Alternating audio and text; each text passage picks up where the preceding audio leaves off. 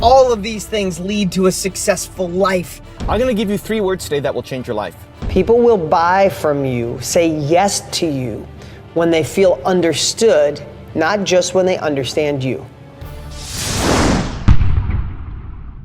Rise and shine, it's espresso time. Hey, it's Evan Carmichael, and I am not a morning person. But when you start your day with a powerful routine that inspires you, like watching one of these videos, it can change your life.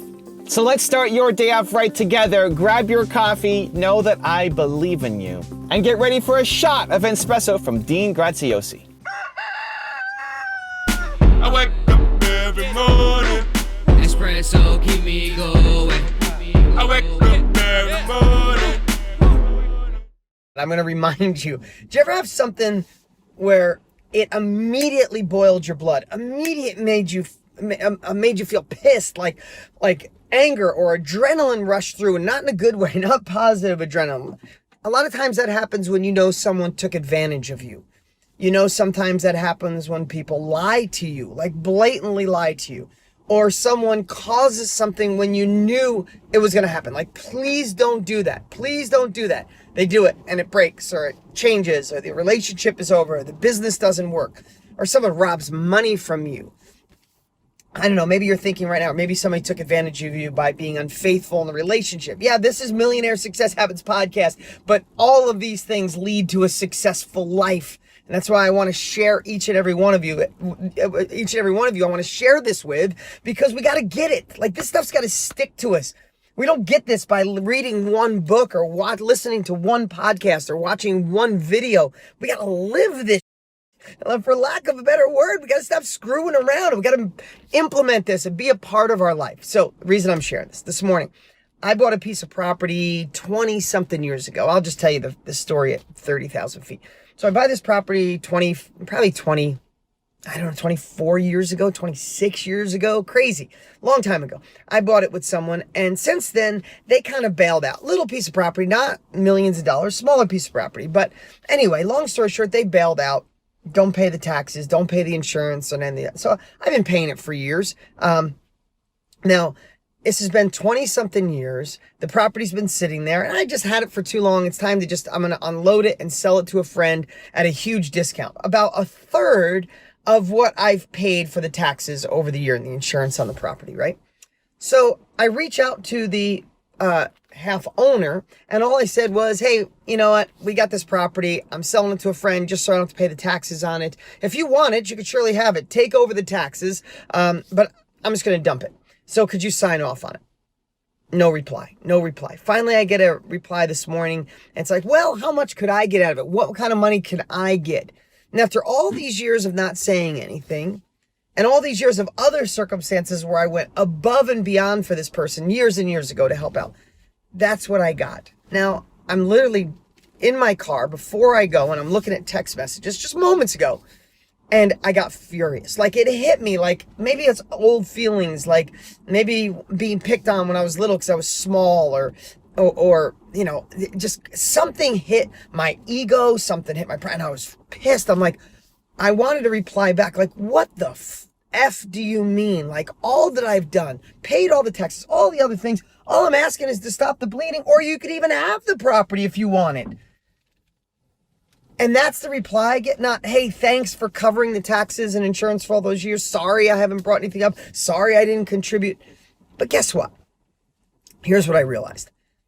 I got mad for probably, that something like that could have made me mad 20 years ago for a week. I could have bitched about it. I could have told my friends about it. I would have said, oh, you won't believe what's happening to me. So my first reply was a bit snarky, like not super sarcastic. I'm like, well, then I'm done. You can have it. Take the property. I'll sign it off to you. And I almost sent another one like, what the F, man? Like, why would you? And then I thought about it, and I said, the only person that's hurting is me. I'm going to film a bunch of videos today. I'm at my studio. I just pulled in my office. I'm at my studio. It's 8:24 a.m. as I'm recording this for you. And I'm going to go in and film videos for 3 hours on a training that I freaking love. It's going to be so awesome. You guys will get access to it, and you'll see it, and some new podcasts and all that. If I let that bug me, that's going to screw up how I positively affect you. If I let that bug me, it's going to throw my day off. If I let that bug me, I'm going to not be the same dad to my kids when they come home from school today. I'm not going to be the same person. It's going to throw me off. Guess what? The other person, nothing's going to change for them. The only person it's going to negatively impact by me getting pissed is me. Because can I make them act a different way? Am I in charge of their emotions? Am I in charge of the way they feel? And I thought, well, maybe they're going through something. Maybe they're financially strapped. Maybe they're fighting with their spouse or their loved ones. And I just sat. This all happened literally in moments. I'm sitting in the car ready to send a wise ass reply. And I said, if I send this, only person that's hurting is me. I'm going to be off today. I won't shoot my videos. I'll start thinking, why would they do this to me? I'm such a good guy in this situation. I went over and above and people take advantage of me. Then I'll start thinking, who else has taken advantage of me? And who else has screwed me over? And why is that happening? And is my accountant doing the right job? Is my secretary doing a good job? That's the path we can go down. Am I perfect? Hell no. I screw this all the time. But I just sat. And I erased the reply I was going to send, and I sent one back and said, okay, no worries. I'll handle it. I hope things are well with you. Have a great day and best wishes on all you do. And I sent it, and it was done. It was literally done. The anger I felt, the getting taken advantage feeling I had, it was all done. It was out and it was gone. And let me ask you, what are you holding on to right now that's hindering your success? You want millionaire success habits? Let go of the stuff that's holding you back. Let go of the stuff that builds resentment. Let go of the stuff that allows you not to trust anybody. Let go of the stuff that's stopping you from great relationships. Let go of the stuff that's stopping you from having a partnership. Let go of the stuff that keeps you afraid of going on and venturing out to do your own thing. It's only hurting you. I'm going to give you 3 words today that will change your life. 3 words that when you're feeling frustrated, when you're feeling overwhelmed, when you're feeling taken advantage of, when you feel like you can't go anymore, when you feel like quitting, giving up, 3 words that will change your life. It's the best. It's the best. It's the best. Somebody screwed you over? It's the best. Things didn't go as you want? It's the best. You break your neck on your trip? It's the best. It's the best. It's the best. It's the best. Why? Why it's the best? Why does it work so well? I mean, just stick with me for this one because it sounds counterintuitive, but it actually will really work, and just applying it, I promise you, will change your life. Here's what it does. The most important part of it is it puts you back into a position of power. It allows you to reclaim your power. Because you feel like you're out of control. You feel like power's been taken away from you. If somebody screws you over, if things don't go as planned, if things are getting extra frustrating, it's like you're putting in all this work, you're doing all these things. You have expectations for what you think is gonna work out. You have expectations for how it's gonna play out, right? You expect it to go a certain way, it doesn't. You expect people to act a certain way, they don't. You expect certain things to happen, they don't happen. You get frustrated, angry, upset, depressed, etc. It's the best.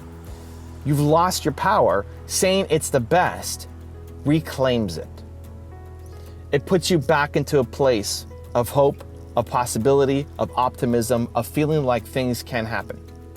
Yesterday, I went through this. This still happens, guys. This is I don't have a stress-free, problem-free life. It happens on a big scale, like me breaking my neck, and it happens on a small scale, like yesterday. So yesterday, we just came back from our vacation. I spent 8 days in beautiful British Columbia, Kelowna. First trip that I've taken in 2 years because of Corona. I'm working off my laptop, which is not as ideal from doing my regular setup. And on Monday, yesterday, we had planned to redo our floors. I wanted to redo my floor in my office, in our bedroom, rip up the carpet, put in some wood. This vision for how my studio is going to look now with a new floor. And so before we left, we unpacked my entire office, took out my computer, my storage, everything. So my office is a total disaster right now.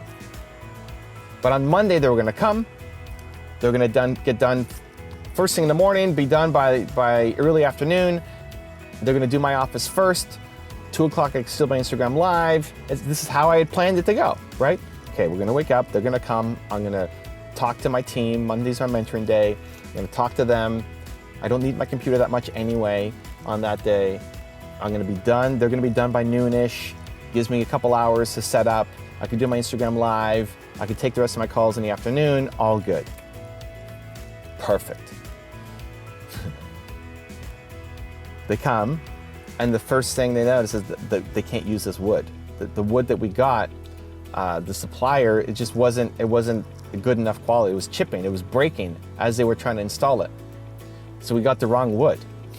So they started installing it, they ripped out the carpet, we can't use the rooms anymore. They installed the underpad, they started laying the floor, and it was breaking everywhere, chipping everywhere. Like, we can keep doing this, but it's not gonna look good. It's like, we can't do this. We need to, this doesn't work. And now I'm frustrated because I don't have time for this, right? I need to be on my calls with the people on my team. I need to be mentoring the people who I've invested into. Like, my Monday is packed with calls with people. And I'm frustrated because I don't want to have to deal with this stuff right now. For me, the biggest pain, the biggest frustration for me isn't somebody screwing me over. Whatever. It's wasting time. I hate wasting time. I hate losing time. I hate when I'm spending time on something and I get distracted. That drives me nuts the most. I hate wasting time. And here now I felt like I'm wasting time. I'm losing my day. I need to be on these calls. I don't have time for this right now. I hate those things. I built a no crisis business because I don't want to deal with crisis. I don't want to deal with clients who need you to be on call 24/7. I don't want to deal with fires constantly. This distracts me from making amazing things. So I was really frustrated. So now what we had to do was we had to rip up the floors. We had to take the floor, whatever we had back to the store. We had to go find new floors. My wife can't, do all this by herself. So I had to help her, pack up the boxes, drive together. I'm more picky about the floors than she is, so I have to go and pick out the flooring colors and all this stuff and go to two new stores to find all of this stuff while still doing calls. And I'm packing up the boxes and I'm frustrated in the morning. Like, I can't believe this is happening. I need my computer. Now it's gonna be another couple days before I'll get it back, before my office will be set up. A couple more days. I still have to work up my laptop. I don't have the resources that I normally have, all this stuff. As I'm packing up the elevator, this is maybe 15 minutes of being really frustrated, don't want to talk, upset.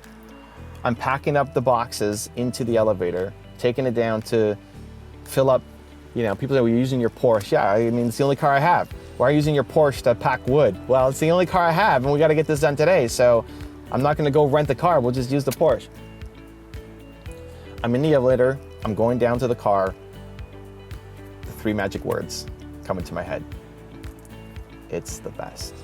It's the best. It's the best. It's the best. It's the best. This is the best. It's the best. Let's go. What it does right now then is it shifts me from being defeated, unhappy, upset, not my best self, super frustrated, feeling like it's a waste of the day. And am I gonna show up the best for the people on my calls? No, right? Of course not. When I'm like that, of course not. It's the best. This is my chance to show myself what I'm made of. Let's go. And then it just does something to your brain chemicals. It just flips it on. Where now it's like, okay, I'm ready for this. Now it's from, oh my gosh, to let's go. Like in an instant. It's the best. So now we're driving, we're taking back the wood. I'm doing my calls at the wood place. We pick a new wood. First shop we go to actually doesn't work. Nothing suitable. Great, next call, I'm in the car, going to another store, find it. Find the actual new wood, come back home. It's still gonna be till Wednesday that we get it installed, 2 days later. But I got it all done. I got the calls done. We picked out the new wood. We made it happen. I got home in time. All because I shifted to the resourceful state instead of the feeling sorry for myself or feeling upset. I didn't lose the day. How many times have you felt upset, felt discouraged, and then you lose the entire day or you lose the entire week and say, okay, this isn't gonna work out. This sucks. I can't believe this happened. And then you just stop. You shut down. This is the problem. You shut down leaning in. You shut down in a moment where you need to show up. You shut down in the moment where you need to show up. You shut down in the moment when you need to show up. This is the time you need to show up and you shut down. Can I say it again? Is it sinking in? And I get it, this is a message that I still use myself, still need myself, but I didn't have a tool before. I'd just be frustrated and would not lose, sometimes I'd lose an entire day. I wouldn't lose an entire week. The next day, wake up and be back on my game, but I would lose an entire day. And then it shifted to slowly being less upset and slowly being less frustrated. But that might take hours for it to happen. The fastest way to do it, in an instant, in a second, if you can just remind yourself, it's the best. It's the best. It's the best. Nina? Hello, it's the best. It's the best. It's the best. It's the best. You don't have to stay stuck. You don't have to stay frustrated. You don't have to stay depressed. You don't have to stay down. When you feel those moments, it's okay, it's natural, it's human. Tell yourself, it's the best. And it will shift you to a place of power, of positivity, of encouragement, and most of all, resourcefulness to show up, because that's when you need you the most. It's the best. Now I've got a really special bonus clip that I think you're gonna enjoy, but before that, it's time for the question of the day. I wanna know, what was your single biggest takeaway from this video and your plan of action for the next week?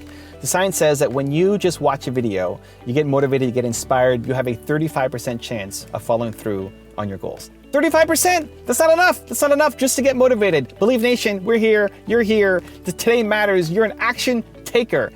When you commit to a plan of action of when and how you're gonna follow through, when you write it down, you have a 91% chance of following through. And when you commit publicly to somebody else, it jumps to 95% chance. From 30-something% to 95% chance of you following through. Believe Nation, we need to make this happen. So question of the day, your single biggest takeaway from this video and your plan of action specific for the next week. Put it down in the comments below, and I'm gonna show on screen sometime next week to celebrate you. So what's up, man? It's good to see you. I see you all over the place. I see you hustling. Dude, your book, Built to Serve, you are built to serve. There's a difference when, you know, I've been an entrepreneur for over 30 years. I've been in the self-education industry for 24. Doesn't even seem possible. But there's a lot of people that when you kind of meet your heroes, or you meet the people behind the book, a habits book, a Built to Serve book, a time management. It's like you meet the guy with the time management book, and he's late getting on stage and stressed out of his mind in the green room. Like, there's no congruency is what I wanted to say. And before we chat today, I just want to honor you and give you congruency. What you wrote in this book is really who you are, man. You are built to serve. If you didn't check out Evan's Built to Serve, you should check it out. The truth is, I'm not all the way done. I freaking love it. My biggest problem is every book I read, Evan, I listen. I have such a hard time reading. I still have dyslexia. It still doesn't stick. So it's taken me longer, but when I actually read a book, it sticks. So highly recommend it. And it's just you. It's like, it's having a 200-page conversation with you, which is always cool. Cool, man. Appreciate it. Well, I also have an audiobook version. I read it myself, so there's always dude, please send that to me. Do you want to know one of the biggest secrets to sales in our world today, right now, where I believe where we're at, is authenticity. People just want to know what's real, what's raw, and they want it from your heart. If you think about the people that you've connected with in your life, remember this phrase: people will buy from you, say yes to you, when they feel understood, not just when they understand you. I want you to listen to that again. People will buy from you, say yes to you, when they feel understood, not just when they understand you. Let's take an example, and then I'm going to circle back around with authenticity. So I'm going to park authenticity, put a pin in it, and come back to it. But think about this. Think about, let's just say the quintessential sales area is used cars or new cars. And I know that world is changing, but let's just talk about the way it was for the last 100 years, 50 years. Saturday afternoon, you're car shopping, you pull into the dealership, there's 10 dealers waiting in the window, waiting for you to come in. You pull up, one of them gets a high five, your turn. Go chat with the guy in the Tesla or whatever, right? Now think about this scenario. Same scenario, person comes up and says, hey, glad you're here today. Nice Saturday, right? Hey, listen, I just wanted to let you know, I've been selling these cars for 27 years. I know them inside and out. I've been voted the top sales guy 14 months out of the last 5 years, and it's because I care about the client. This is what I do. And I can see you're here today and you'd love a sporty car, but let me guess. You want something that's a little good on the gas, maybe eco-friendly so you can do your part. I got this amazing two-seater. It's fast, it's eco-friendly, it's this, it's that. Let's go take a look at it. Now that's a sales guy that could make a job for 27 years, and he wants you to understand him. But what if you went there that day because you just had your third child and you want your wife to have something that's not a minivan, but the big SUVs are too clunky, and you're just looking for something in the middle, nothing even close. Now that same salesperson that wants you to understand him, what if there's a salesperson that comes out and you see him walking over to you and you're like, oh, here comes a sales guy. You roll down your window or you get out and he says, hey, listen, first off, I know it's a Saturday. We all work on commissions. Authenticity, transparency. We all work on commissions. It's my turn up. I get you. But I just want to tell you, let me just back up. I just want to ask, why are you here today? What's your family like? How can I serve you? Tell me a little bit about you. And all of a sudden the person says, wow. Immediately, who do you have rapport with immediately? Sales guy number 2. Because he wants you to feel understood, and probably not on purpose, that's just who he is. All of a sudden you go, well, we had our 3rd kid, and you go, oh my God, I'm on my 4th, I get it. My wife hated the minivan. When I thought about bringing it to her house, she was like, are you crazy? But then I looked at the monster Escalade, and that's a bus. But we figured out something in between. Would you be open to something kind of in the middle? It's kind of like the sporty, smaller SUV. All of a sudden you're laughing, high-fiving, talking about the names of your kids, what's going on in school, they're playing softball or baseball and what they do, and all of a sudden you're sitting in the car going, this is a good guy. And what did he do most of the time? He listened. He was authentic. He was transparent. There's a part actually that I wanted to go over in your book called the 7 levels deep. Is that what it is? Yeah. And this is an exercise that you do, right? And what is this exercise for? Okay. And how does it go? Okay, so 7 levels deep was probably the biggest impact, the biggest thing in the impact of my life ever. Really? Yeah, one day. So I hired a guy named Joe Stump. Do you know Joe Stump? No. Great guy. He's in the marketing world, but I hired him because I want more engagement with my students. So it's all about, if you can get somebody to digest some of your book, if somebody will read 30 pages of your book, they'll read the whole book. But how do you get them to the first 30 pages? So I'm always obsessing and trying to create ethical bribes, whatever I can do to get you to take action, right? We know books work. It's the books and the action. So anyway, so Joe comes in and I said, I want to do whatever I can. And he said, have you ever done the 7 levels deep? I don't know where he got it from. This is probably about 8 years ago. She was 2, so about 8 years ago. And I said, well, if it's good, just give it to me. Right. I'll take it. I'll take it. And he's like, I want to go through it with you. I'm like, listen. And I paid Joe $10,000 for half a day of consulting at the time. And he's like, I said, I don't want to go through. I just want it. He goes, I won't give it to you unless you do it. So we sit there, and what the 7 levels deep is finding. Everybody wants to know your purpose and what's this meaning of life and what's my why and all that. I get it, and it's kind of played out. But I don't know if anything really gets to the heart of it as simple as this. So what it basically was, he's like, why would you give me $10,000 for half a day? And I said, because I want to create a company that stands out from everybody else. I want to engage more students, change more lives. And he basically said to me, that's a really great answer. So I asked you why I'm here. And you said you want to engage more students and get more people to change their lives. So why is it important for you to engage more students and change people's lives? And I remember saying, there's a lot of people in this industry that shouldn't be here, and there's some great people. I want to help rise all boats of the good and push the rest out. I want to leave a legacy for my kids. So he said, okay, I asked you why you paid me $10,000. I'm not going to go through this whole thing. And he's like, you did this, you said you wanted to stand out and you wanted to leave a legacy. So why is it important to leave a legacy? And the whole point is asking the previous question 7 times. I took that day. By the time I got to the 3rd question, what happens is when there was 3 questions left, I should say, he asked me 4 times, it switched from my head to my heart. And I felt my physiology change. I felt my emotions change. I felt like tears welling up. And when he asked me, and I don't even remember what the fourth thing I said, but the third thing I said was, I never want to go backwards. And he got me thinking about things I haven't thought about in years. Wow. I didn't like being the kid with hand-me-downs, and I'd make my parents drop me off down the street with their junky car, and I'd go to lunch. And this is not a poor me. My life was designed to be exactly the way it was, or I wouldn't be the man or the father I am today. But there was days I'd go to school without lunch money, and I just tell my buddies I'm not hungry because we didn't have a buck, right? So I never want to go back there. And I felt that emotion, and it hit me so hard. I'm like, that's what it is. And he's like, well, there's 2 more left. So he said, Dean, why is it important that you never go backwards?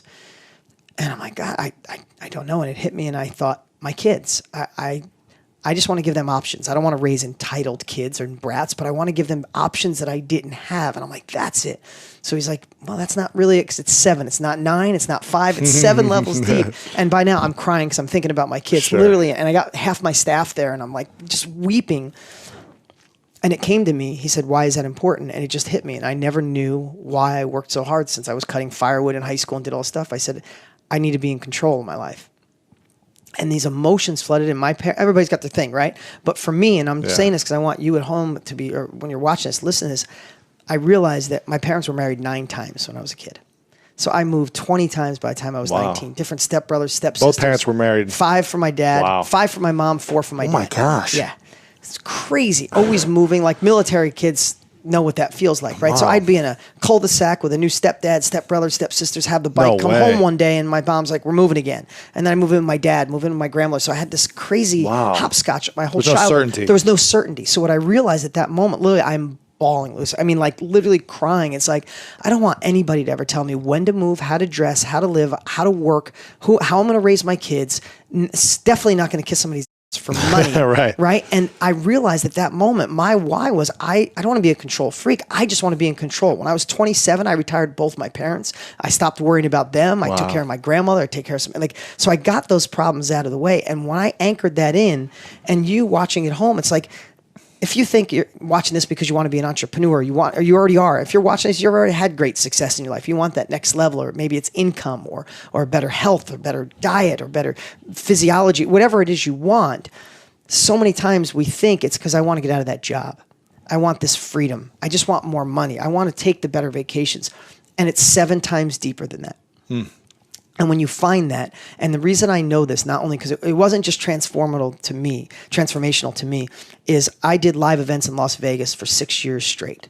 Every single month, there was 400 people in the room that paid 20 grand to go to real estate events, right? Real estate events. So about 5.5 years I did them every month in Las Vegas. So once a month I'd fly in, and that was like the highest level. And every single month I'd pick somebody out of the audience, and I'd say, come on up, let's do this 7 levels deep. Like, I got it, man. I know what it is. And I'm like, okay, so like, I'm gonna give you a quick example. I won't beat this up, but this is so important because when you feel fatigued, when you want to say no, when you don't want to go to the gym, when you don't want to make that sales call, when you don't want to get your funnel working, when you don't want to start new, when you don't want to say no to someone you should say no to, or say yes to someone else you should say yes to, literally for me still, I fall back on my why. And when I think of my kids and going backwards and being in control, I could push through anything. Nothing will stop me. A bad day. I don't know what it's like to be sick because my mind, I can program my brain to just power through because I focus foundationally on this why. Right. So I remember this guy, he was awesome. This big dude, he had dreadlocks. He was like 6'7". I mean, 6'5". He was huge. This awesome dude. He comes up. He's like, man, like picked me up. He gives me this big hug. He's like,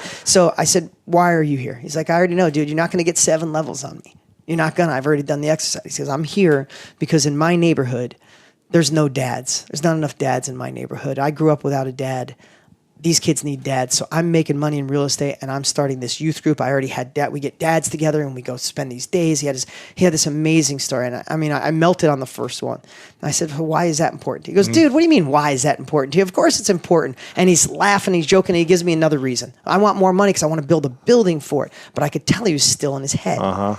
He gets to number 2 or 1, and everything changed on him. He gets small, and he starts crying. I mean, like uncontrollable crying. And he gets to his number 1. He's like, my mom raised a good boy, but when she died 9 years ago, I was a drug addict. And she never saw the man she created. And she said, I'm showing her in heaven what a man I'm saying it right now. I got physical good. Yeah. He said that, and he said, I'll never stop now. I'll never stop. And again, we all have our own reasons for doing stuff, but when you get to the heart of why you're watching, why you do what you do, it's so much deeper than what you think. And I forget sometimes. I hope I don't sit here and seem like I got my life all figured out. I've been blessed to have I've had more blessings in my life than I ever could imagine. If somebody would have told me at 25 this is where I'd be, I'd say impossible. So I appreciate my blessings, but I'm not perfect at all this stuff, but when I practice these habits, when I think through this, when I recognize my why, the days that I'm off track, the days I think I bit off more than I can chew, or the days where I feel like I plateaued, when I go back to that why, it's like game over. You're not getting in my way. Nothing is. Let me tell you this story. One of the greatest things ever taught, I believe, is what Earl Nightingale so simply put in The Strangest Secret, that we are nothing more than the sum total of our thoughts. Now, we know that, we hear it, you've heard me share it, you've read about it, but how does it actually stick in your life? How does it work in your life? Are you aware that you are nothing more than the total of your thoughts? You will become the person that follows or obeys the thoughts that you have. If you have thoughts of scarcity, of thoughts of getting taken advantage of, get thoughts of being the victim, get thoughts of have thoughts of being an entrepreneur who can handle anything, an entrepreneur who could just go to the ends of the earth and do what it takes. I mean, everything starts with a thought. But let me just share this with you. My daughter and my son and I went to Utah last weekend fishing. Fishing was one of the things we did. We just wanted to hang out, get out of the heat, and it's still hot here in Arizona. So we wanted to get out. So we jump on a plane and we go to Park City, Utah, having an amazing time. We go fishing, we learn how to fly. I hire some coaches to help my kids to get better. Dear friends actually helping. We did outdoor sports, we went bowling, we did all this great stuff. Long story short, my daughter's 11. And whether you're a parent or not, I'm just telling you, I had no idea that girl drama starts at about 10. It's like the plane lifts off the ground at 10 and girl drama starts. Girls are getting in cliques. Girls are making fun of other girls. And I'm not saying that girls like boys are bad, but boys are kind of wanting off to play sports at this age and Fortnite. Anyway, the drama starts. So my daughter is very, like I was, she needs everybody to like her to feel good about herself. Now, I work on that all the time, telling her, she needs her own self-worth, but she's 11 and we're working on it. So long story short, we're coming back on this Sunday and she wants to come back to go to a yoga class with 3 of her friends that she's kind of on the edge with. They're kind of cliquey, great girls, amazing girls. But that's just the way it is. It doesn't make any kids better. My daughter's not any better than any of those other girls. But she wanted to really go, and it was important to her. And she said, Dad, I really want to go to this yoga class and then lunch after, and I can bond with these girls. It'll just make it so much easier in school because I really like them. And one of them she felt bad for because she's moving and she really likes her, all this stuff. So I cut the trip short. I said, okay, Bree, you want to go back for that? I understand. I was your age once. Let's change the flight. So we changed the flight. Now I'm giving you this back story so you have context here. Now we changed the flight to get there with an hour's cushion. I cut things kind of close. But we had an hour and a half cushion. We get to the airport. The flight's delayed for an hour. We didn't fly private, we flight commercial, we just had fun, we went up there, but we were an hour late. So now we're an hour late, and did you ever fly into planes that are not super small, not super big, but they can't handle the big roll-on bags, so you gotta leave them in the jetway, and then they have to you basically have to check the bag. So we had to check the bag. And all of a sudden I'm looking at time, and we're gonna land at about the exact time this yoga class starts. And it was so important to my daughter. I get it. And you might say, it was a dumb yoga class. No, it was more to that. 11-year-old girl trying to, do the right thing. It was a big deal to her. So all of a sudden, now why am I telling you this whole story? Because I watched my daughter say, Dad, we're not gonna make it. Dad, we're gonna be late. And I watched the stress. And I watched the feeling in her belly when she was telling herself we weren't gonna make it. We had not yet gotten there late. We had not yet missed the appointment, but the story, her thoughts were already there. The story she was telling herself is that we were missing it, and I watched her mannerisms change. I watched her physiology change. I watched her mood change. She was sad. She was thinking of all these things, and I'll miss the class, and then Monday at school will be uncomfortable again because I didn't fix it with the one friend. All of those thoughts. One thing, a delay in the flight triggered 15 other thoughts. She wasn't even my regular daughter. She was sitting there sad. So we're going, and I said, here's what I told her. I said, Bree, now kids don't want lessons all the time. As adults, we want them because we want to go faster. But I said, Bree, wouldn't it be better to think that we're going to make it? No matter what, we're going to make it there on time? Because whether we make it there on time, I'd rather have the better thought on the way than being sad. So in my head, all I kept saying is, however we're going to do it, we're going to make it. The flight's going to go a little quicker. We're going to get the bags quicker than we thought. I'll drive quicker. We'll get there. And I was fine. And I do this all the time, but I've had 50 years of being on this earth to figure it out. She's 11. So long story short, we get there on time. We got there 10 minutes early. Drop her off. She got a big smile on her face, but she was stressed for 2 hours. The poor thing. So I waited till the next day and I said, Bree, really simple. We could have been late, but we weren't. But either we were late or not, wouldn't it have been better for your heart, for your health, for your happiness, for the end of a great trip in Utah with your dad and your brother? Wouldn't it have been great to say, you know what, we're going to make it. I'm going to be there in time, no big deal. I'm going to get there and I'm going to bond with my friends. It's going to be amazing, and Monday in school will be great. I said, what, is that what happened? She goes, yeah, that's exactly what happened. Monday went, she ended up telling me afterwards that Monday went great because they bonded. I said, wouldn't it have been better to tell yourself that story over and over, and you would have had a great plane ride, you wouldn't have had stress, you wouldn't have had worry? And she's like, wow, Dad, that's the first time I really understand what you say about being the witness of your thoughts or looking at your thoughts or judge your thoughts. So let me ask you, what thoughts could you change right now? Listen, I'll be completely transparent. My ex-wife, who I'm dear friends with, and divorce sucks, for lack of a better word, but we've done an amazing job at it. And the reason I'm bringing that up is because I watch her sometimes go down the path of having thoughts that'll drive her nuts. Like, why didn't it work out in the past? Why couldn't have we done something different? Or how come this is happening now? And I always tell her, I'm like, and I can watch her come right back. She'll get in a grumpy mood. I'll drop the kids off. She's like, hey, short with me. And I know she's letting thoughts get to her, which we all do. And then I remind her, she changes her thoughts. She's a completely different person. I remember listening to Wayne Dyer when he got diagnosed with leukemia. That's not what he passed away of, but when he got diagnosed with leukemia, he said he remembers telling himself, oh my God, I'm sick. I have leukemia. I'm not going to make it. And he felt like he said, wait a minute. I have leukemia either way. The end result's going to be the same either way. So I'm just going to think I'm going to beat it. I'm going to be healthy. I'm going to be the example for leukemia victims or people with that disease. He changed it, and all of a sudden he was the happiest guy you ever saw with leukemia. Only because he changed one thing, his thoughts. So back to you. What thoughts are you having right now that don't serve you? They don't serve your bigger future. Judge them, analyze them. They are not you. There's two of us in there. Remember, you have double conversations all the time. You're not schizo. We have two conversations. You know, you can be walking in a room while simultaneously you're saying, wow, why did they wear that? Or wow, this is a weird color painting that they put up on the wall. Like, you know, we have two thoughts always going on in our head. So with those two thoughts, divide one to analyze your thoughts and be like, why the would you think that? Why would you think we're going to be late, miss it, and my friends aren't going to like me, when you can think I'm going to be on time and my friends are going to love me? One makes you feel happy, one makes you feel like one can say, I learned from a bad relationship and my next one's going to be amazing, or my past relationship, I screwed up, I suck, and I'm always going to be miserable. One makes you happy, one makes you sad.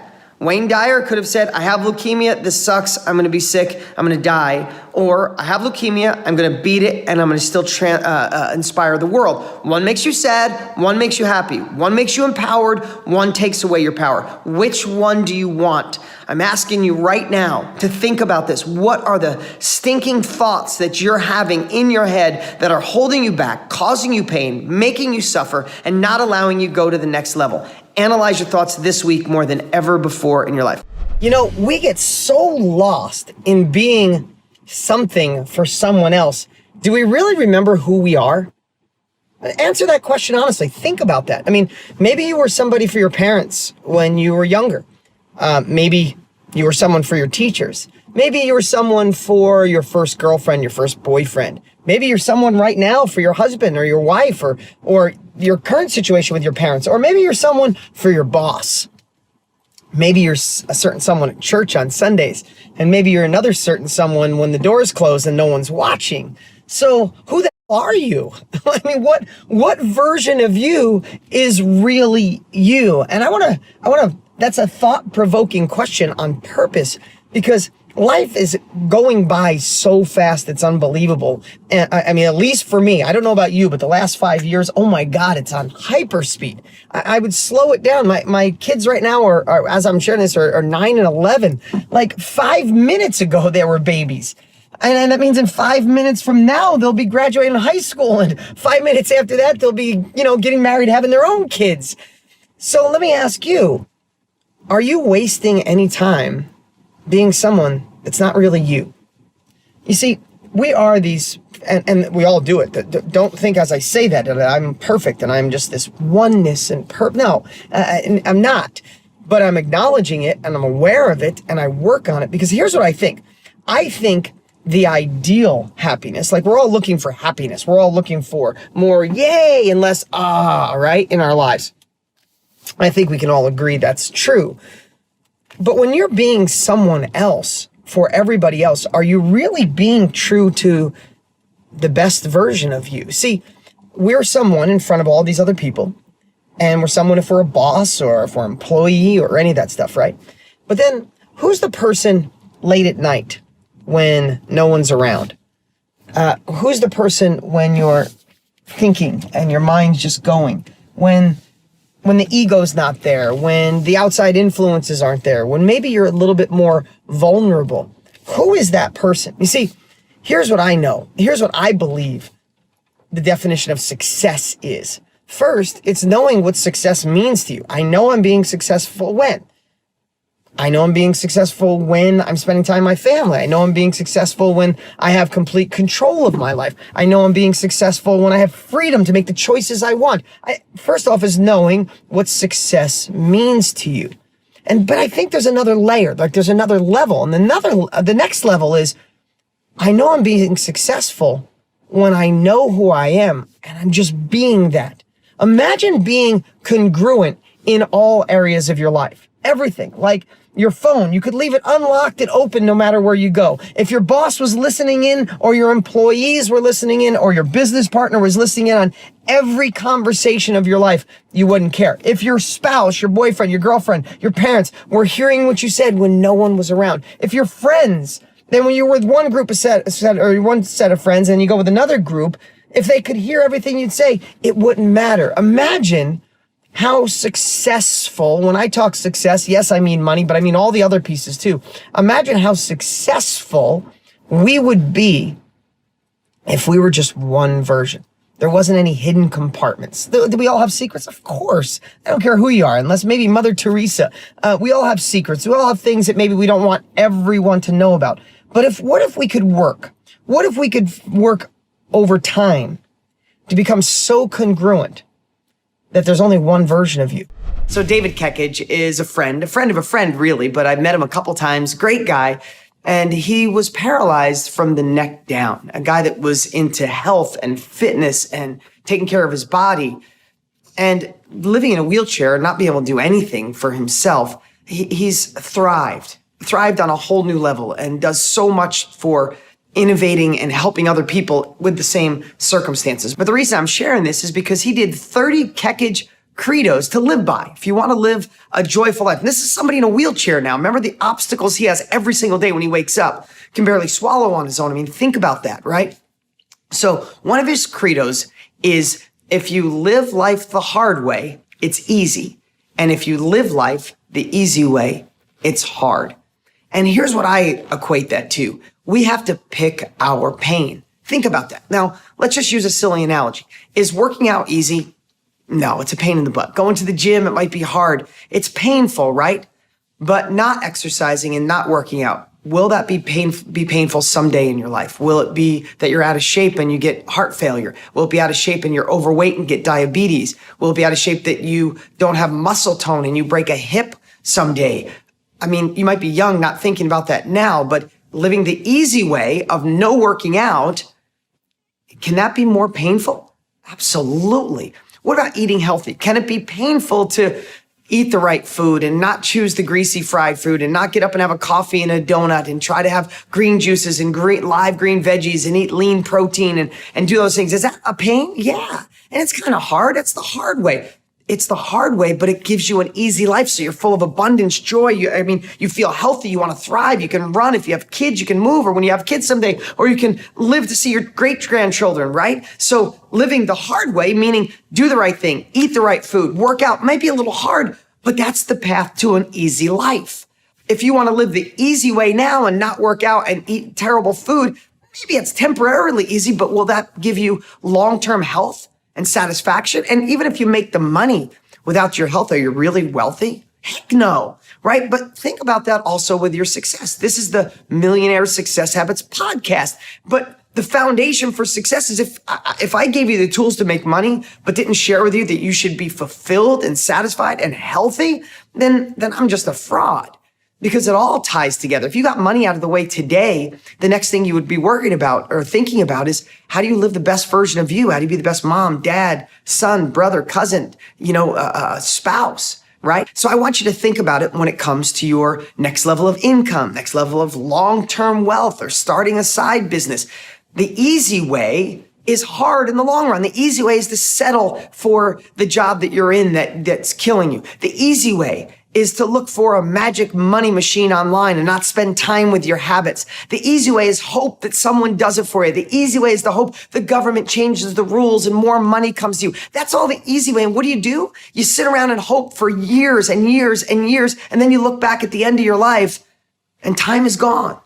You look back at the end of your life and you go, I wish I would have gone after it harder in the beginning. So the hard way may be listening to podcasts like this, reading books like Millionaire Success Habits and all the other books that come from people that are actually doing it, or get enrolled in courses, or get involved in a mastermind, or dig deep to find the research to know if you're in the right path, if you're in a future-proof industry or not. Yeah, that might be a little harder now. It might be harder now to wake up when everybody in your family tells you you're insane, when your friends and relatives say you should be happy with the life you have, or people tell you you don't have enough money, you don't have the right education, you don't live in the right area, you don't have the right pedigree, you didn't get the right degree. People can all tell you that. And it's hard to overcome them. It's hard to overcome getting up and going for it. It's hard to overcome procrastination. It's hard to overcome getting sucked into social media. Go check your bank account and 2 hours go by going down rabbit holes of stupid things. That's hard. It's hard if you're in a relationship and the other person thinks that you should be strict and steady in your job and do the right thing and follow the rules.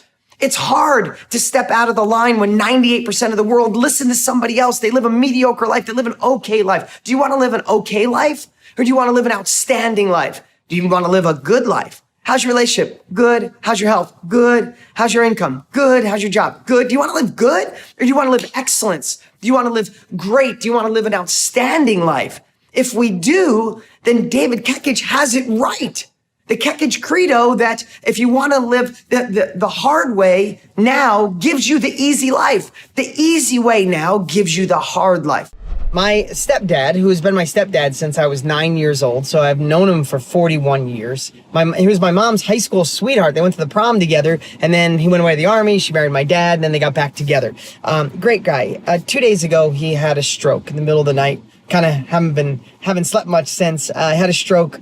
And then the next day he had a heart attack, and he's not doing so great. And I've been spending a lot of time with him, and I see him sitting. He can't talk because of the stroke. And I see him looking around and looking at his family and looking at my mom and his kids. And I just know it's like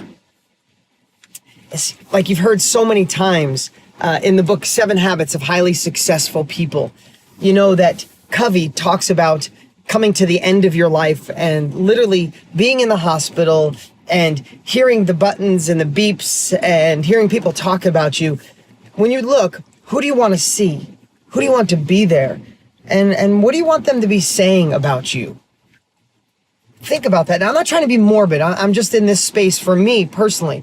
But here's what I know is how long are you going to put off what you crave so bad? If you're watching a Millionaire Success Habits or listening to a Millionaire Success Habits podcast, you want another level of life. But there's things in your life that right now you should be saying no to. Right now, you should be saying yes to and going after. But we think we have all this time. Listen, my stepdad, he's young. He's only 76 years old. I bet to say, looking through his eyes, that he just felt like he'd have forever. Listen, today, I'm more personal in the podcast than I am in any other place. Today, I broke down and cried in a way I haven't in a really long time. I'm parking so I can talk here. I broke down today and I cried really hard. I cried because some of it was just looking through his eyes, and I could see the sadness of wow, is this it? Is it over? And I'd love for you to just take a moment and think about, if this was the end of your life, what should you be saying no to right this second? What should you be saying yes to right this second? Here's what I know. People who say money can't buy happiness, or money doesn't make you happy, to me, you haven't made enough and you haven't given enough away. So get rid of that money is evil thing. That's just foolish. I'm blessed to be able to do what I want to do when I want to do it, because I got money out of the way. That's great. So you might be saying, good for you, Dean, but I'm just saying, what I'm saying is, if money is important, that next level is important, so you can pay for speed, so you can pay for freedom, so you can pay for control of your life, then go for it. But find the balance. Find out why you're doing it right now. What does success mean to you? You know what it means to me in my life right now is that I get to do what I want when I want with my kids. They're 9 and 11. They're growing so fast, I can't slow it down. So I want to coach Little League. I want to coach softball. I want to go to every game. But here's what I know. I've even slacked. And I love doing this training. I love sharing with you, because if I'm not congruent, if I don't share a message that I actually live, then I'm kind of full of, for lack of a better word. I'm just someone babbling. You're not here because you just want to hear someone talk. You want to hear someone who's been through it, who can admit their flaws. I love saying this and love talking about it, because I screw this up sometimes. I want to tell you something. This is really personal. Today, at 4:00, my daughter, she's 11, she pitches, she's a great pitcher, she made the all-star team, but today they're going to the local high school team that's really good, Arcadia High School. And I got them tickets, I got them all set up, but I had work to do, so I was going to let them go, and all her friends. And screw that. Because of what I'm going through with Lenny and seeing that, what am I going to get some more emails done, work on my next $1 million? I'm not saying that to brag, I'm just saying, what am I going to do? Or when I'm on my deathbed, am I going to say, I wish I answered more emails, or I wish I went to that softball game with my daughter and watched her face when she saw high school girls play? Not even a question. Then at 6:30, the game's at 4, at 6:30, I missed my son's last 2 practices because I was really busy. But the 2 before that, I've been coaching him since he was 4 years old. Coaching, assistant coach, glove on, out there, getting dirty. But I have to tell you, this last year, I've kind of let the coaches coach, and I sat back on the bench and answered emails and got work done. I figured it was a great place to get 2 hours worth of work done while my son was out there. And I realized today, screw that. You see what's right here in my passenger seat? That's my baseball glove. Today, there's shorts. Look, I got a pair of shorts in the back seat. I'm going to change in the car. And today, I'm getting dirty again. I'm going back and practicing with my son again today. Screw that. When I'm where Lenny, my stepdad's name is Lenny, where I'm where Lenny is, I'm not going to be saying, boy, thank God all those baseball practices after the age of 9, I got all those emails done. No, screw that.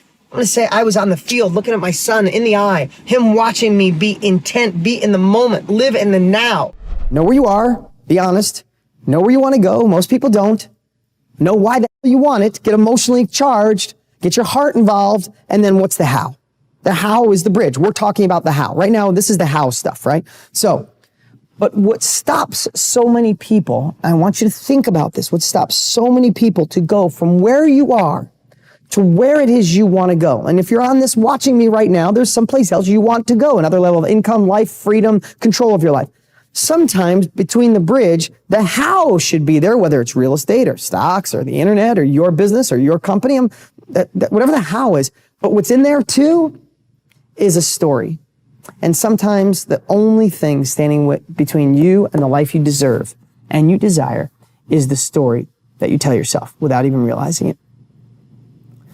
And I'm going to just encourage you as we go through this is to look out for those disempowering stories.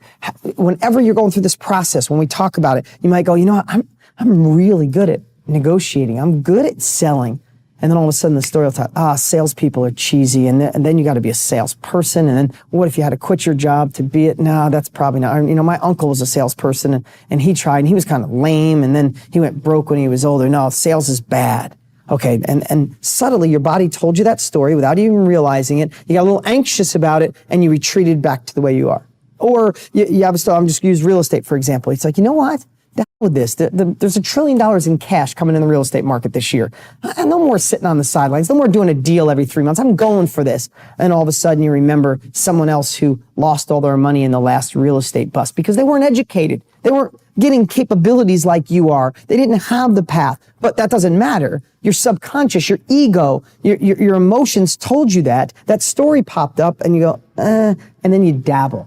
Right? The story will make you dabble. The story will make you not jump in with both feet. And then the story is self-fulfilling. Like, see, I knew that wouldn't work. No, you have to call that story out. When you feel it, when you see it, when you're dreaming, when you're looking to that new level and this story pops up that was your parents or your cousin or a teacher or a self-defeating belief that you got off the news. When that story pops up, you need to recognize it. Call it out like it's a thing. It's not an event. It's a thing. Call it out and go, oh, what is that story? Write it down. I can't make money in my area because it's too small, it's too big, it's moving too quick. I don't have the money, I don't have the education, I don't have the people. And then go prove it's crap.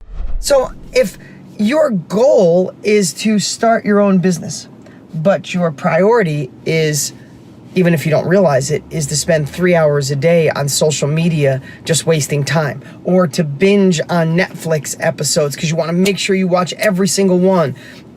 I'm not saying any of that's bad, but don't confuse priorities. If you say you want to lose weight, but it's a priority to you to eat what you want when you want because you're stressed, because you deserve it, because you work hard, well then stop lying to yourself. Your priority is eating what you want when you want, and you're never going to lose weight. If you say you want to start your own business, but your priority is to be scared and work for a boss that's draining your life, or your priority is, I just need to make enough to pay the bills every month. I'm not saying that's bad, but don't confuse and feel conflicted when it truly is a conflict. So what I'd love to say today, and I literally am doing this exercise, and I do this probably quarterly, unless I forget, and then I was reminded today, is I want to see what the priorities in my life are. I mean, this is what I believe. I believe the priorities in my life are my children. I love being a dad. I love being a coach. I love being in all their baseball and softball practices, not just their games. I love being there to listen to them. I love being there to make breakfast for them and teach them lessons and have conversation in the car while we're going to practice. Like, that's a huge priority to me. Another priority to me is to continue to grow as a human.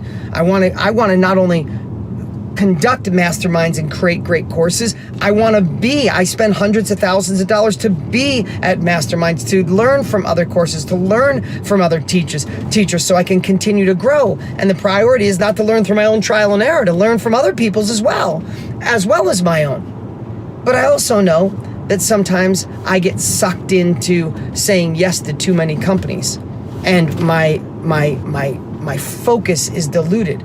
I know my priorities are, sometimes I go on social media to work, to do a video, to check what the competition is doing, and I get sucked in and 2 hours go by, and I can't afford 2 hours in my life. Somehow those things have creeped in to be a priority. I also know that I don't work out in the afternoon. I don't. And unless exercise is my number one priority about my health, when I wake up in the morning, my priority might be checking email first just to see if I could fix something before I go to the gym. And guess what? When I do that, if there's something there I don't like or something I need to fix, I'll spend the time and fix it right there in the moment. And then 10 minutes, 20 minutes, 30 minutes will go by and I'll go, I missed my window for the gym. Maybe I'll do it later. And I never do. So it's not really a priority. And when it is a priority, I work out first. Now, here's another thing. Another priority is when I go to the gym, sometimes it's like, can I be there, work out, get some text messages done, and then still get an exercise in? No. And I've been slacking for the last 6 months trying to juggle that. Not in the last couple weeks, but now my priority is back, that I want to be the healthiest I can. I have 9 and 11-year-old kids. I want to be 90 and still running around with my grandchildren. That's a priority, and I had to set that priority straight. As much as I think it, this is the part that I want to share with you. I hope this is making sense. I know what my real priorities are that I want, but am I really making it a priority in my life? When I make my morning routine a priority, my days crush it. When I make eating healthy a priority, I eat clean with no worries. I don't miss the sugar. I don't miss the sweets. When I make a priority to be the best shape of my life for my children, I go crush it at the gym. When I make it a priority to never stop learning, to keep creating, I shoot great videos. I work hard. I want to change lives. I want to impact people because it's my priority. All those things, you can't do all of them at once. I understand that. But if they're all a priority in my life is badass, included in there being a great dad. Those are my priorities. But guess what? Let's not fool ourselves. When the procrastination kicks in, something else became a priority. When you're wasting time on video games, something else became a priority. When you're ignoring your kids, maybe your job became your priority. You're ignoring your spouse or not giving the attention you need, giving back. You're wanting all this stuff, but you're not giving back. Something else became a priority. So all this is today is a call to action for you. That's what this podcast is about. I want you to get your priorities in check. And don't think you have to make it perfect today. Today, you should just start saying, where am I spending attention? Because where attention goes, life flows. And things will get better. If you're paying attention, if you're focusing on, if your priority is eating too much food, you will get really good at it. If your priority is smoking cigars, you could get really good at it and know all this. But is it healthy for you? I don't know. Priority of getting good at gambling. I don't know. I'm making shit up. Okay? My whole point is check the difference between what you think you want, what you think your priorities are, what your priorities, what you know in your gut should be, compared to where you're actually spending your time, because where your attention goes, energy flows. Where energy flows, results get better. And results can get better in the wrong direction. The only reason you think about money is because there's not enough flowing into your life. Because when money flows into your life, you get to be your best you. And the only reason I'm sharing that is because so many people have this deep-seated fear of making extra money. Listen, if you can cut a check for a problem, you don't have that damn problem anymore. You worry about your kids, if you can cut a check, worrying about credit card bills, worrying about your business, worrying about your parents. If you can cut a check for that problem, does it solve the problem? We still have to work on us. It doesn't fix us, but it solves a lot of problems. So when I ask you why you want to make more money, why you want to diversify, why you want to have a new stream of income, I just want to give you this little example. I hired a consultant to help me be better with my students, get more people engaged to take action. He said to me, he sits down for 2 minutes, he goes, well, did you ever teach them the 7 levels deep of why they're doing it? I said, no, but if it helps them, give it to me. He's like, no, you have to go through it or else I won't give it to you. I said, fine, I'll go through it. So the whole thing is, I'm gonna wrap this up quick, is whatever answer you said when I said, why do you wanna make more money? Ask the same question again with that answer. So my first answer was, I wanna have an incredible company that changes the world while I make great money and can help other people. That was my first answer. Sounds noble, right? Sounds like that's all from the brain. That's solid. That's who we are. We got this company. We're going to change the world. But then he said to me, Dean, why is that important for you? With my answer, why is it important for you to have a solid business, to help change lives, to make the money? And I gave another message from my head of, I want to set the standard in my industry and get rid of all the crap. And I did about 4 or 5 answers. So I want you to do this tonight. Go through this 7 times. But what happens around the 4th time you ask yourself that question, you from your head to your heart. So I got to the 3rd one and I said, I never want to go backwards. Don't even know where it came from. As a kid, we were broke as crap. I mean, I wore hand-me-downs. I got dropped off far from school so the kids wouldn't make fun of my mom's junky car. I was homeless at one point with my parents. We had no place to go. I'd lie and tell my friends I had no money at school. I'd tell them that, I didn't feel like eating because my mom didn't have the bucks so I could eat that day. Now, it's not poor me. That shaped me. I love every bit of it. But I hated it, and I realized I didn't want to go backwards. I said, that's it. And he said to me, no, Dean, we're not done. It's 7 levels deep, not 5. So why don't you want to go backwards? And it just hit me. And I remember I got emotional. I got goosebumps. I said, I never want my kids to experience what I went through. I don't want to raise entitled kids, but I want them to have options. I'm like, that's it. I'm done. And he's like, no, there's one more. I'm like, what there could be? And it just hit me. I said, I want to be in control of my life. My parents got married 5 times each. If you're military, you moved a lot, you know what it's like. Every time you have friends, family, new school, you got to move. I moved 20 times by the time I was 19. And I just realized at that very moment, I wanted to be in control of my life. I wanted to dress the way I want. I wanted to do the work I wanted to work. I wanted to raise my kids the way I wanted. No one was going to tell me what to do in my adult life, and that was my why. If you're having a tough day, your business is kicking your and you just think you want emotional or financial support or financial freedom, it's not enough to get through a tough day. But when you know your true why, I went on stage for years doing this week after week, and I had a woman come up. A woman yesterday said she wanted to make money to travel the world. It reminded me of a woman came up, her first why was, I want to travel the world. After 7 levels deep, she got to number 1. You know what she said? She goes, my physically abusive husband left me 2 years ago. On the way out the door, he said, you're a pathetic loser. You'll never amount to anything. And she goes, I'm going to show him wrong. Screw him. That was her why. Is that a stronger why than just wanting to travel the world? I had another guy stand up and he said, I want to change the youth in my neighborhood. There's not a lot of dads, no support. I want to create this company. I've already started making money. I'm going to take it to a next level. What a strong why coming from his head. You know what his number 1 was? That his mom died before she knew that she set a good example, and he showed her he was a loser while she was alive, and he was going to show her he was a winner in her death. Is that an incredible why?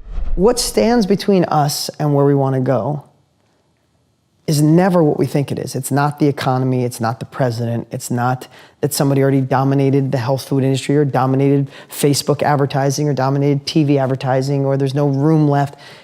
It's never that. It's always the story we tell ourselves on why we can't achieve that. And if I wanted to boil it down, I would just say, what is your biggest why? What's your biggest goal that you would love? If it was a year from now and we were sitting here, you're watching this and it was a year later and it was the best year of your life, what would be the biggest thing that would have changed in your life? From money, income, family, love, intimacy, being a better dad, mom, whatever that is. If you say to yourself, I would love that goal. Like I'd love to have my company doing $1 million a year in net profit so I could have freedom for my family. Then just say but. And whatever that but is usually your story. It's like, I would love my company to be doing $1 million yet, but I live in a smaller town and there's just not enough people to do it. Or the internet's so saturated, there's no room to advertise on Facebook anymore because everybody and their brother's on. Whatever that story is usually your story, and that's the results you get. And that story is the thing standing between you and your next level. And I know people are watching right now going, oh, Dean, that's nice. You guys got money now, so it's easy. I don't have any money. I don't have a partner. I don't have any business experience. This economy's not right for what we do.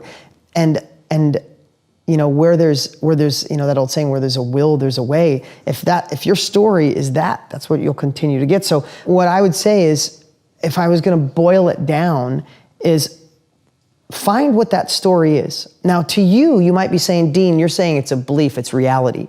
And maybe it's phase 3, but reality is nothing more than our perception of a situation, right? We all know that. You've read that about it, you've watched it on Tom's show, everybody has said it, but maybe this is the first time you actually think about it, that reality you think is holding you back is really just the story. So there's 2 things I say, is go find somebody else with that same story. Like go look at your evolution, where you were on your couch, no money, right? Go look at Richard Branson's story. Look at Tony Robbins' story. Look at, John Paul DiGiorio or all the amazing books. I've read every book in there. That's amazing, the people that you've got to interview and meet. But read all those stories and realize that, first of all, that story you have is probably a lie, right? So if you can find proof, like leverage that it's a lie, that's one thing. But then the one that would get me is, I love aspiration. I love to look and say, look what you did, man. I want to get there. If he did it, I can do it. But sometimes you need the pain as well. So what I like to do is, I like to take that story and think it's 5 years from now, and think it's 10 years from now, and you're still in the same exact spot you are now. You're still worried, you still have envy, you still want more, you desire more, you want to take care of your family, you want to provide more, and think that story, those 2 sentences, is the thing holding you back. Do you really want to give that story that much power? And then think it's 10 years from now, and that story is still done. And all of a sudden, for me, I think, am I going to let that story stop me? I brought my son with me today. Am I going to stop from giving him the opportunities that I didn't. I'm not raising, I have 2 children, I'm not raising entitled kids. I want to give him massive opportunity. I don't want to leave him a trust fund. I'm going to leave him massive opportunity and train him. I'm not going to let any story get in the way of me being that dad. And if a story pops up that says, hey, I can't make baseball this week because of this, I'll change the damn story. I'll fist fight with that story. And I'll look at the pain I'll have if I keep that story. So I love the aspirational part of this story will stop me from my new life, but I also like, are you gonna let that story screw you around for the next 5, 10, 15 years? I mean, man, we're gonna be 90 laying in a bed looking up like before we know it. And do you wanna think I squeezed all I could out of life, or did I let just beliefs that other people gave me hold me back? I'm recording this early Monday morning. I haven't had an inch of food, an ounce of food since Saturday because I'm doing a procedure. I'm doing a colonoscopy. I turned 50 this year. I got to get it done. I've been putting it off. And I want to share that with you, as crazy as that sounds, is because that's life, is doing the things we don't want to do and finding a way to empower and power through them to get to the other side. So let me just give you a little background. Not that you give a crap about this, but my grandfather and a couple of my uncles died of colon cancer. So every 5 years, I go get a colonoscopy. I went 5 years ago, they found some stuff, they said, just do it again, so I'm going, I'm fine, all that. But why am I sharing this? Because I love to eat. I've never fasted in my entire life. I'm skinny and I have to eat all day, every day, just to maintain this massive frame of mine. No, this 150 pounds I've been 150 pounds since right out of high school. I have to eat a lot. That's just the way I'm genetically made up. Not eating a meal drives me crazy. Nevertheless, 2 days and nothing but water. And then I made my kids a massive meal yesterday. I took them for ice cream last night because Sunday's our cheat day. I got up this morning, made them an amazing meal, and nothing. So you're saying, okay, Dean, who really cares about your colonoscopy and you're hungry? Ooh, big deal. But here's how I like to approach everything in life. And I think it's served me really well when it comes to success, is there are so many things we don't like to do. I put this off for a little bit. I should have done it about 6 months ago. But then I just thought, what are the benefits of me getting this done? Well, peace of mind, massive peace of mind to know that I got nothing bugging me because I want to live to be 100 to be here for my kids and my grandchildren. Knowing it's out of the way, knowing a clean bill of health. I mean, think about this, right? I love that Indian proverb that says, a man who has his health has 1,000 wishes. A man who has none has just but one, or has but just one. I'm a little delirious right now without food. But anyway, the reason I'm sharing this today is I think this should be your wake-up call. I think this podcast that you're listening to right now, you're listening to for me for a reason. I kind of hit the same points over and over in different ways because that, I mean, if you like a good song, how many times do we listen to it? 100 times, 200 times, 500 times? Well, if there's a message that can empower your life, shouldn't you listen to it over and over until you finally do it? I want you to think about today. This colonoscopy, I guess I got to say the pun. It's a real pain in the ass. From the food, I got to go get put to sleep today. I can't drive myself. It's such a pain in the ass. Starting your business is a pain in the ass. Obsessing on marketing more than just your product, sometimes a pain in the ass. Convincing your spouse, your friends, your family, your loved ones, your parents, your significant other that you're going to maybe phase out of your job and scale up your business, or you want to start that thing that fills your heart and go with your passion. You want to start music, an online career. You want to start selling stuff on Amazon, start real estate. All that can sound so scary to other people. So then you dim your glow. You turn your brightness down to match everybody else because it's going to be a pain. Listen, everything in life starts as something that's a struggle, or annoying, or hard, or frustrating, or scary. But if you just settle, then you just leave your life the way it is. I mean, if your life was absolutely perfect, you'd be listening to something different than my podcast. You want another level of life. And I'm here to tell you, it's just like this damn colonoscopy. I don't want to do it, but I want the results it's going to give me. I shared with you guys a message or a podcast about going to the gym and about focusing on after. Now I want you to talk about something even more serious. is what in your life are you procrastinating on? What if this podcast was your wake-up call to be maybe the first time you've heard it and actually implemented it, that you're going to identify the things that you're hiding from, the things that you're tucking down, the things that you pretend you're too busy to do, the things you're procrastinating on, and turn your ship towards that. What if it's time to say enough is enough? I deserve a next level of life. I deserve more.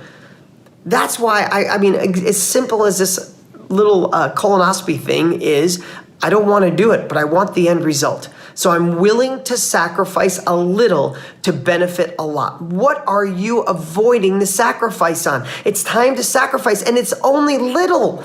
Listen, success is so awesome when you're there because not many people are willing to go through the struggle to get there. Get really disturbed, because when we're disturbed, we move. You stand on hot pavement, what do? Do you stand there and go, wow, this hurts? You know, you run your get off the hot pavement because you're disturbed, because it's painful. Let the pain sink in. Get disturbed with inaction and take uncomfortable, imperfect action today, not next week, not when it feels right, now. If you want another amazing Dean Graziosi video, check it out right there next to me. I think you'll love it. Continue to believe, and I'll see you there. People say, how do you get so much done? How do you run a business and still coach Little League and baseball and stuff? How do you do all those things? It's because of just simple success habits. You are what you consistently do.